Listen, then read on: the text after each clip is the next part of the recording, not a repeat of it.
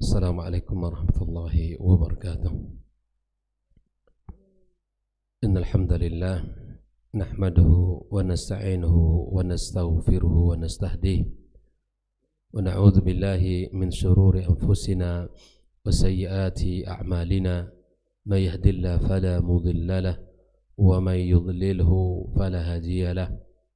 Asyhadu an la ilaha illallah wahdahu la syarika lahu wa asyhadu anna Muhammadan abduhu wa rasuluh sallallahu alaihi wa ala alihi wa ashabihi wa man sara ala nahji wastana bi sunnatihi ila yaumiddin.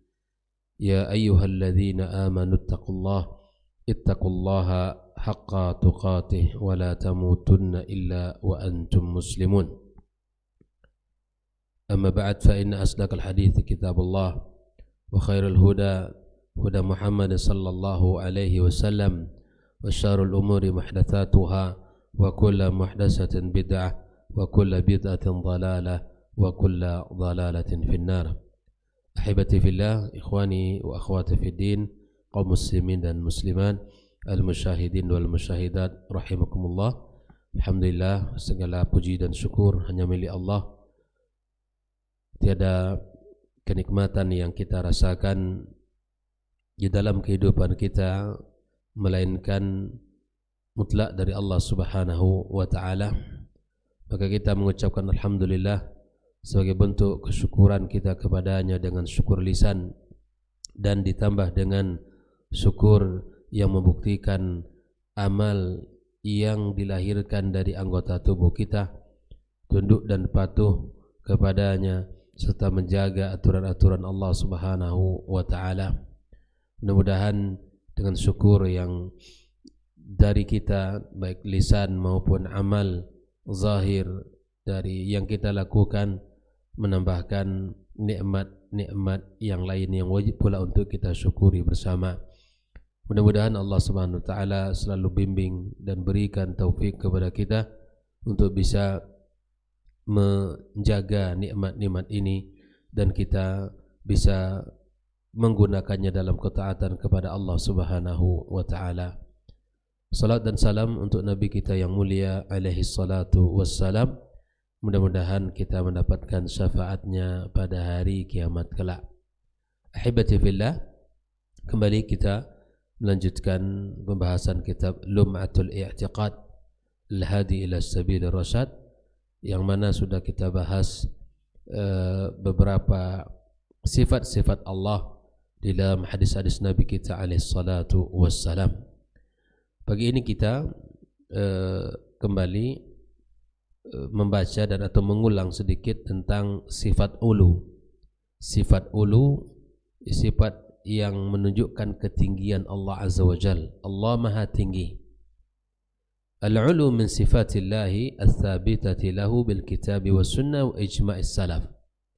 Sifat ulu atau tingginya Allah Azza wa Jalla adalah sifat yang ditetapkan berdasarkan Al-Quran, berdasarkan As-Sunnah, dan berdasarkan ijma' para ulama. Di antara dalil yang disebutkan dari Al-Quranul Karim tentang tingginya Allah Subhanahu wa ta'ala, wa huwal aliyyul azim. Al-Baqarah 255. Wa huwal aliyyul azim. Dialah Allah yang maha tinggi dan maha agung.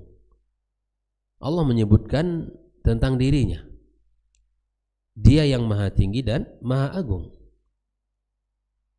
Nah, yang kedua, Nabi kita alaihi salatu wassalam, yang mana di dalam sujudnya dia membaca doa Subhana Rabbiyal A'la, ya. Maha suci Rabbku yang maha tinggi. Hadis rawahu Muslim dari jalur Hudzaifah radhiyallahu ta'ala an.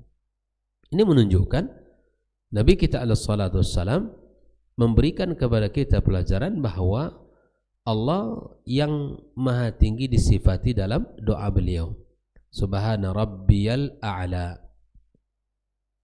Kalau ingin kita kuatkan lagi dengan apa yang dikatakan oleh para ulama, ijma', di mana wa ajma' as-salaf, tentang tingginya Allah Azza wa Jal ala thubutil ulu lillahi fayajibu isbatuhu lahu min ghairi tahrifin wala ta'tilin wala takyifin wala tamthil. Maka dari itu kita wajib untuk menetapkan sifat al-ulu bagi Allah tanpa kita harus merubah makna, tanpa kita harus menolak, tanpa kita harus mengatakan bagaimana, dan tanpa kita harus menyerupakan ketinggian Allah dengan makhluk. Wa huwa uluwun haqiqiyyun yaliku billahi ta'ala. Dan sifat tinggi bagi Allah itu sifat yang layak baginya, sebagaimana keagungannya, kebesarannya. Jangan dibayangkan sifat tinggi seperti tingginya ya manusia, bangunan dan lain sebagainya. Tetapi Allah maha tinggi dari seluruh makhluknya. Ikhwatal kiram rahimakumullah, maka para ulama membagi wa yanqasimu ila qismaini. Sifat ulunya Allah dibagi kepada berapa? Kepada dua. Kepada dua ya. Yang pertama ulu as-sifah, tingginya sifat Allah, uluwus sifah. Jadi ini yang pertama, di mana Allah Subhanahu wa taala memiliki sifat yang maha tinggi, bimakna anna sifatahu ta'ala ulya laisa fiha naqsun biwajhin minal wujuh wa dalilu ma sabaqa. Yang pertama, sifat Allah itu adalah sifat atau uluwus sifah. Sifat yang tinggi itu apa? Sifatnya. Ini yang pertama. Pembagian pertama dari sifat Allah adalah sifat Allah maha tinggi. Artinya bahwa sifat-sifat Allah itu ulia dan tidak terdapat padanya kekurangan dari sisi manapun. Tidak ada cacatnya dari sisi manapun dari sifat Allah tabaraka wa taala. Ya, dalilnya apa yang sudah kita sampaikan dari ayat yang sudah kita bacakan tadi, wa huwal aliyyul azim. Yang kedua, ulu az-zat. Bukan hanya sifat Allah yang maha tinggi, tetapi zat Allah juga ulu. Bimana anna dzatahu ta'ala fawqa jami'i makhluqatih. Di atas seluruh makhluknya. Wa daliluhu ma sabaq. Dalil sudah apa yang sudah kita ambil pada ayat sebelumnya. Jelas ya, jadi sifat Allah terbagi kepada dua, atau sifat tingginya Allah itu terbagi kepada dua, ulu as-sifat dan ulu az-zat.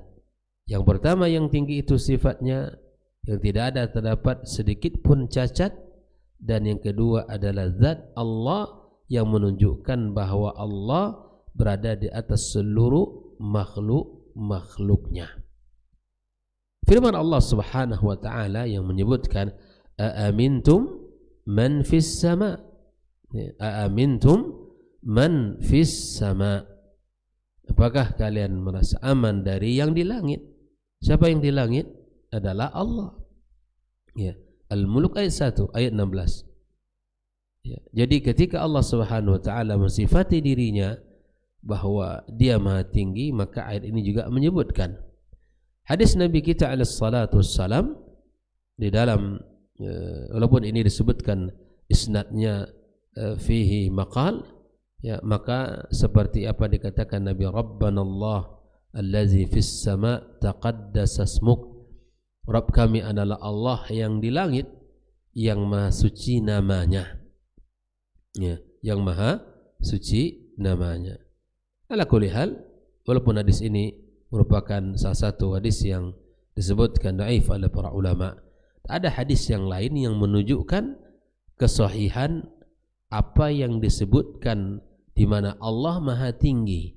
Adalah hadis yang bicara tentang apa yang disampaikan Nabi kepada seorang al-jariyah, seorang budak wanita, yang mana Nabi katakan kepadanya, Ainallah, apa? Di mana Allah? Qalat fis sama. Maka budak ini mengatakan Allah di langit. Allah di langit. Qala i'tiqha fa innaha mu'minatun. Kata Nabi, bebaskan karena dia sudah beriman. Maka orang yang mengatakan bahwa Allah fis sama adalah apa yang dikatakan oleh Nabi alaihi salatu wassalam dan diimani olehnya. Buktinya apa? Wanita ini ketika ditanya aina Allah, qalat fis sama. Maka Nabi SAW membenarkan apa yang dikatakan oleh budak wanita itu. Ada dua pelajaran di sini. Yang pertama, mengatakan di mana Allah itu hal yang dibolehkan. Hal yang dibolehkan. Seperti mana Nabi bertanya kepada Al-Jariyah ini. Kalau tidak dibolehkan, berarti Nabi salah mengajukan pertanyaan itu. Karena ada yang mengatakan tidak boleh ditanyakan di mana Allah. Itu menyelisihi agama Nabi kita alaihi salatu wassalam yang membawa risalah ini. Dia bertanya kepada Al-Jariyah bahwa dia mengatakan aina Allah, di mana Allah. Yang kedua, pelajarannya bahwa menunjukkan bahwa Allah azza wa jalla maha tinggi berada di arasnya fis sama, di langit di atas sana. Dan ini menunjukkan apa yang disampaikan oleh Nabi kita alaihi salatu wassalam.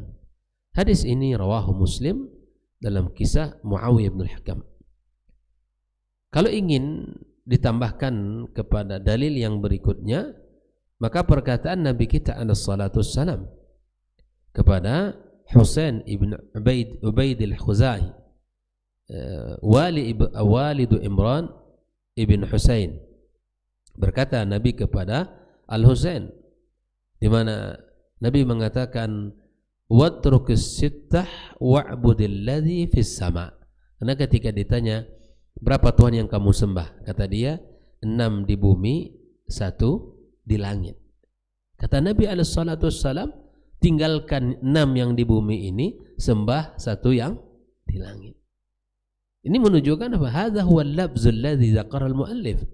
Ini lafaz yang disampaikan oleh Imam Ibnu Qudamah. Wa dzakara fil isabati min riwayati Ibnu Khuzaimah fi qissati islami.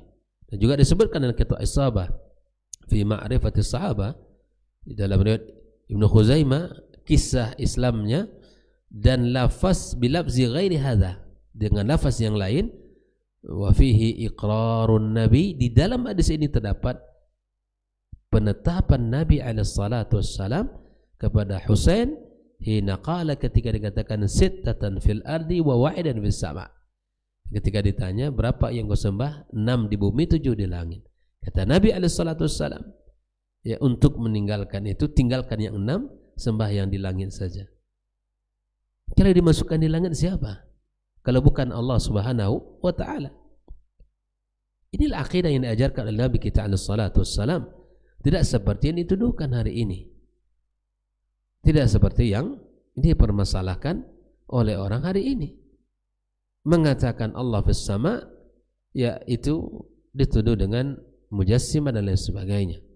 Nah, oleh karena itu, ikhwatul kiram, wa azma as-salaf, para salaf ya bersepakat pula ala thubuti uluwi dzati lillah, tingginya zat Allah, wa qawluhu fis sama, dan keberadaan Allah di langit, fayajib isbatuhu lahu, dan wajib untuk ditetapkan Allah di langit, min ghairi tahrifin wala ta'tilin wala takyifin wala tamsil. 4 hal ini mesti dijauhkan.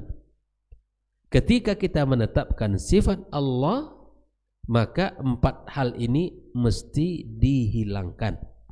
Yang pertama apa? Tahrif, merubah-rubah makna. Ta'til, menolaknya. Takyif, mengatakan bagaimananya. Tamsil, menyerupakan Allah dengan makhluknya. Ini tidak boleh ada ketika menetapkan sifat-sifat Allah Azza wa Jalla. Ada 4 hal ini, tolong diperhatikan ya. Min ghairi tahrifin wala ta'tilin wala takyifin wala tamsil. Nah, kalau kita menetapkan 4 hal ini, maka akan ada kekurangan bagi Allah Subhanahu wa taala. Lalu apakah ada orang yang mengingkari sifat Allah di langit? Naam. Waqad ankara ahlut ta'til, para penolak-penolak sifat. Kaunullah bizatihi fis sama, mereka mengingkari keberadaan Allah di langit. Tidak mereka terima. Lalu kalau tidak mereka terima, apa yang mereka lakukan? Wa fassaru ma'naha, lalu mereka takwilkan, mereka tafsirkan makna fis sama, amintum man fis sama, misalnya itu, maka mereka tafsirkan, mereka rubah maknanya kepada makna yang lain. Anna fis sama, yang di langit itu apa? Hah? Apa yang di langit itu?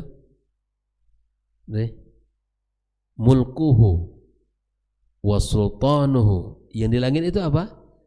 Kerajaannya dan kekuasaannya. Mereka tidak mengatakan Allah tidak di langit, tapi yang di langit itu apa? Mulkuhu wa sultanuhu wa nahwi.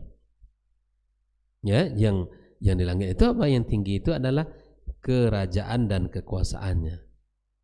Wa naruddu alaih bima sabaq fil qaidah ar-rabi'ah. Nah, kita jawab statement ini dengan kaidah yang disebutkan pada kaidah yang keempat. Pak Andre, kaidah yang kita menjawabnya gimana? Pertama, ketika mereka mentafsirkan bahwa yang di langit itu adalah kerajaan dan kekuasaannya, maka kita katakan yang pertama, perkataan ini khilaf zahirin nusus, menyelisihi nas, zahir nas. Yang kedua, menyelisihi para salaf, khilaf tariqatus salaf, menyelisihi metode salaf. As-salaf mereka apa metodenya? Isbat, menetapkan makna hakiki daripada apa yang disebutkan oleh Allah Subhanahu wa taala. Yang ketiga apa? Tidak memiliki dalil. Laisa lahum dalilun sahihun. Tidak punya dalil antum tentang bab ini. Ini hanya mencoba untuk mentakwilkan kepada makna yang lain. Kata Shalih Al-Utsaimin, kalau ingin ditambah dengan jawaban yang keempat, maka kita katakan biwajhin rabi', anna mulkullah wa sultanahu fis sama wa fil ardi aidan. Karena antum bicara tentang kerajaan Allah atau kekuasaannya bukan hanya di langit, tapi juga di bumi. Di langit dan di bumi.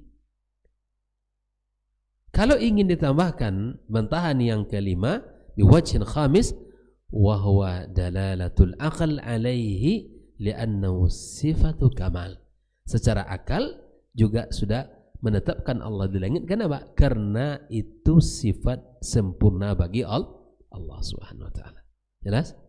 Ya. Nah, kalau kita ingin tambah dan bantahan yang keenam, kita katakan dalalatul fitrah alaihi an li'anna al-khalq mafthuruna ala anna Allah fis sama. Dalil fitrah kita ini semuanya meyakini Allah itu ya di langit. Buktinya kita kalau selalu meminta kepada yang di langit, ya, mohon kepada yang di langit, ya kan, kepada yang di atas, minta kepada yang di atas, berdoa menghadap ke atas. Kemudian kita katakan orang yang sedang kesulitan mintalah kepada yang di atas. Itu dalil fitrah. Orang yang menolak sifat Allah yang maha tinggi, yang di atas saja, nunjuknya ke atas, ya kan? Nah, ini hal-hal yang disebutkan oleh Syekh Shalih Al-Utsaimin di dalam kitab ini. Lalu makna qaunullah fis sama, qaunillahi fis sama, apa maknanya Allah itu di langit?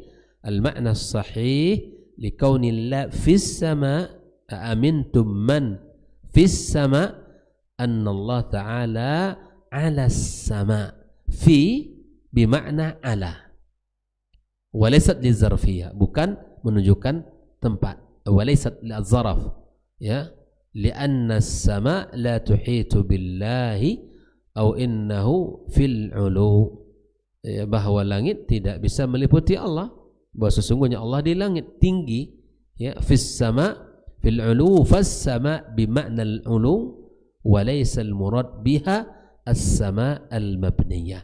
Maksud daripada as-sama adalah al-ulu, yang maha tinggi. Bukan maksudnya adalah langit yang berupa bangunan. Jadi aamintum man fis sama, fis sama di situ adalah ala, yang menunjukkan al-ulu, ya, Allah Subhanahu wa taala. Ini yang disebut oleh Syekh Shalih Al-Utsaimin rahimallahu taala. Tanbih, ada peringatan yang diingatkan oleh beliau. Zakar al-muallif rahimahullah ta'ala annahu naqala an ba'dil kutubil mutaqaddimah, di mana Syekh Al-Imam Ibnu Qudamah menukil tentang kitab-kitab terdahulu bahwa anna min alamatin nabi, bahwa di antara tanda kenabian, wa ashabuhu, ya, min alamatin nabi wa ashabihi annahum yasjuduna bil ardi, mereka sujud di bumi, wa yaz'umuna anna ilahahum fis sama, dan ini dinukilkan oleh beliau seperti mana kitab-kitab terdahulu menyebutkan bahwa mereka sujud di bumi dan mereka katakan bahwa Tuhan mereka di langit. Wa hadza naql ghairu sahih, pengambilan penukilan ini tidak benar, kata Syekh Shalih Al-Utsaimin. Limadza? Li'annahu la sanada lahu, tidak ada sanad yang menunjukkan kebenaran riwayat ini. Wa li'anna al-imana bi 'uluwillahi was-sujudi lahu la yakhtassani bi hadzal ummah. Ingat bahwa iman dengan ketinggian Allah dan sujud kepadanya bukan hanya kekhususan bagi umat Muhammad alaihi salatu wassalam. Wa man ikhtassu la yasi ayakuna alama, sesuatu yang tidak menjadi kekhususan bagi umat ini, karena semua umat sujudnya kepada siapa? Kepada siapa? Allah. Dalam sejarah sepanjang umat manusia di muka bumi, pada setiap zaman yang diutusnya Nabi dan Rasul, semua mereka mengajak kepada Allah yang maha tinggi, kepada yang di langit.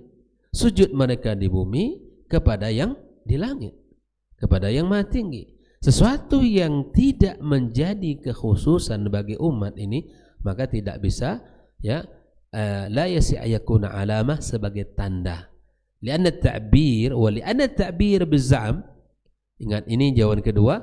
Mereka mengatakan Tuhan mereka di langit. Kata-kata za'am, ya, ini lebih, wa hadzal amr laisa bimadh, sesuatu yang tidak dipuji.